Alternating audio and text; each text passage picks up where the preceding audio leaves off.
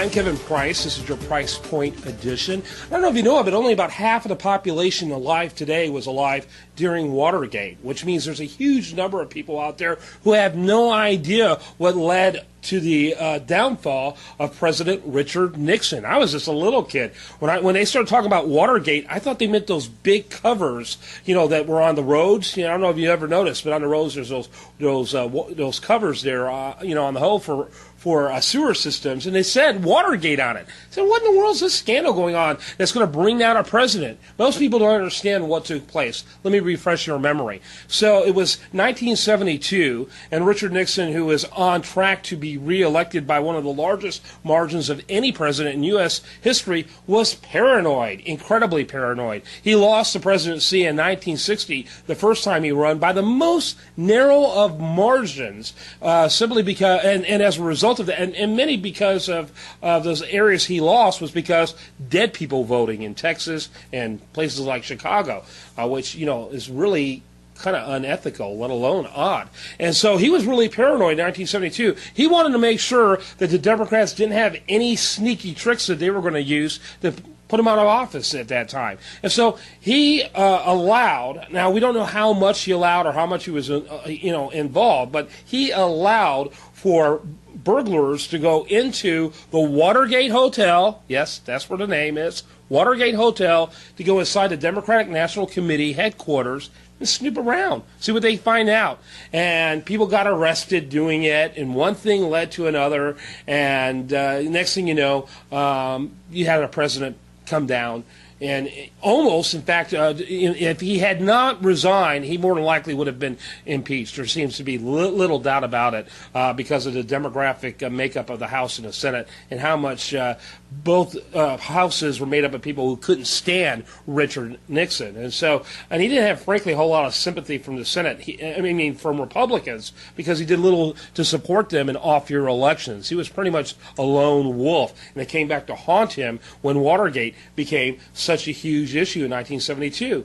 And so as a result of, Watergate, this huge scandal, and it's become the scandal of all scandals. Well, what happened?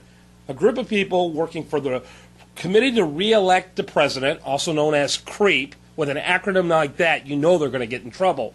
This group goes in and they break into the Democratic headquarters to sneak around to find information out about George McGovern, and really to find out what they're going to do to Richard Nixon. That's the extent of it. This is like the biggest scandal in modern American politics. Think about that, okay? Then you've got a current administration where they illegally send guns to Mexican drug lords that leads to the death of hundreds of Mexican citizens and at least a couple U.S. border guard people, at least a couple that we can document. And this was done ostensibly to track the flow of guns, but many are arguing it was done as for making a case for gun control because of all the chaos that it created.